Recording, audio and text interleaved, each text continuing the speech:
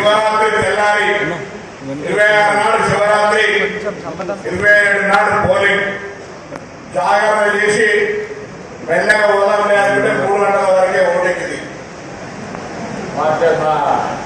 అయినా 3 గంటల దాకా పోలింగ్. మనం ఎన్నికల రాజకీయం మాట్లాడుకునే ముందు పోలింగ్ యొక్క అందరికీ తెలుసు.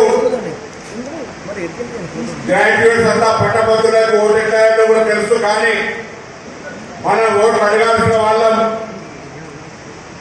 ఒకటే ఓటు ఒకటో నెంబర్ నరేందర్ రెడ్డి గారి పేరు పక్కన రాయాలి అనే మాట స్పష్టంగా చెప్పాలి.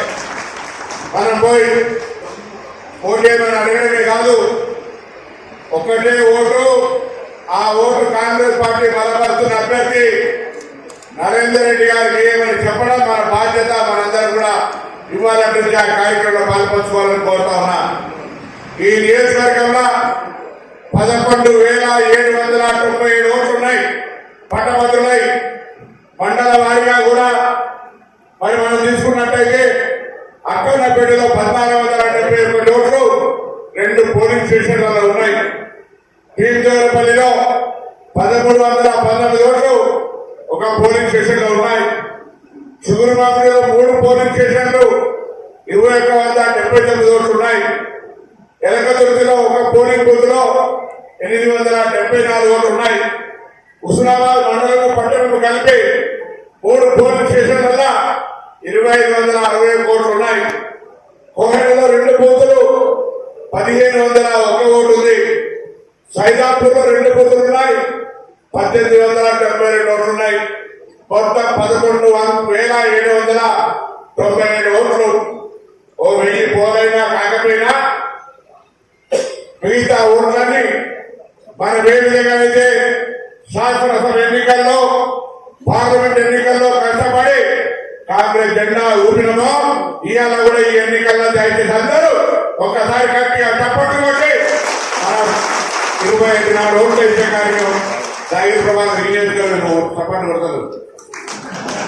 చూస్తాను ఎవరు చప్పట్లు కొడుతున్నారు. దయచేసి ఒక్కసారి గట్టిగా, ఎందుకంటే ఇవాళ మన దగ్గర ప్రతిజ్ఞ తీసుకున్నట్టుగా మన నియోజకవర్గంలో ప్రతి ఒక్కరు కూడా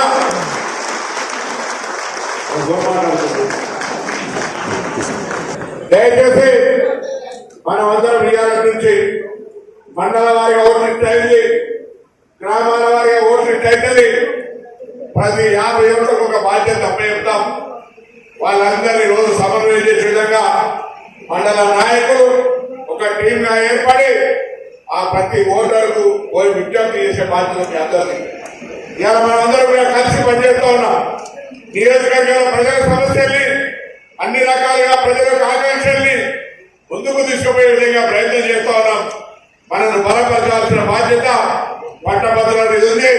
మనను ప్రోత్సహించి ఈరోజు తెలంగాణ రాష్ట్ర ప్రభుత్వంలో రేవంత్ రెడ్డి గారి నాయకత్వంలో జరుగుతున్న పనులు గ్రామాల్లో గట్టిగా ప్రతి ఒక్కరికి తెలిసినా మళ్ళీ చెప్పేటువంటి అవసరం కూడా ఉందనే మాట మనం చెప్తా ఉన్నాం. ఇవాళ ఎన్నికలకు ముందు రోజు చూస్తా ఉన్నాం, రైతు బంధు పైసలు ఎట్లా గల్లా పైసలు నిండుతా ఉన్నాయి, అట్లా రైతుల యొక్క ఎస్ఎంఎస్ వస్తా ఉన్నాయి. రైతులకు ఎన్ని ఎకరాలు ఉంది అనే లెక్కలే, ఎన్ని ఎకరాలు ఉంటే అన్ని ఎకరాలకు రైతు భరోసా పైసలు 6,000 రూపాయలు చొప్పున పడతాయి. విశ్వసించారు ఎవరికైనా ఎన్నికల వరకు, అంటే ఈ నెల లోపల రైతు భరోసా పైసలు రాకపోతే మన దగ్గర రమ్మని చెప్తాను. రైతు భరోసా పైసలు ఒకవైపు, ఇందిరా బ్యాంక్ ఇంకోవైపు, ఉపాధి హామీ పైసలు ఇంకోవైపు, రేషన్ కార్డుల ప్రక్రియ ఇంకోవైపు కొనసాగుతూ ఉంటుంది. అది కాక ప్రతి గ్రామంలో 90% దాకా 200 యూనిట్ల ఉచిత విద్యుత్, కొంత చిన్న చిన్న ఇబ్బందులున్నా 500 గ్యాస్ సిలిండర్, అక్కా చెల్లెలకు ఉచిత బస్సు ప్రయాణం, సన్న వడ్లకు 500 బోనస్, 2 లక్షల లోపు ఉన్న వాళ్ళకు రుణమాఫీ.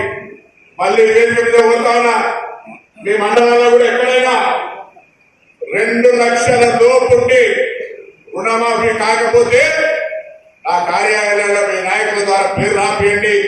2 లక్షల లోపు ఉన్న వాళ్ళందరికీ మాఫీ అయింది. ఎవరికైనా డబ్బులు ఇప్పటి వరకు బ్యాంక్ లో పడకపోతే దయచేసి మీ యొక్క bank account number, passbook number, ఆ సర్వే ఏ బ్యాంకులో ఉంది అని అన్ని వివరాలను మీ నాయకత్వం ద్వారా ఆఫీసు ఇవ్వండి. బరాబరుగా 2 లక్షల లోపల రూపాయల రుణమాఫీ చేసినామని ధైర్యంగా ఊళ్ళలో చెప్పుకొని గతంలో 5 ఏళ్ళు ఏడాదికి ₹1,00,000 మాఫీ చేయడానికి 5 ఏళ్ళు తీసుకున్నారు. 5 ఏళ్ళ టీఆర్ఎస్ పార్టీ పోటీలే లేదు, బీజేపీ పార్టీ ఉంది. బీజేపీ వాళ్ళు ఎవరైనా ఓటు వేయడానికి అడిగితే సంవత్సరానికి 2 కోట్ల ఉద్యోగాలు ఇస్తామన్నారు. ఏమైనా అడుగుంది ఆ క్యాండిడేట్ అసలు ఎన్నడూ కూడా కనీసం విద్యా సేవ చేస్తా ఉన్నాడు. ఆ వృత్తి ఎక్కడ కూడా ఏ సంబంధం కానీ ప్రాంతానికి లేదు.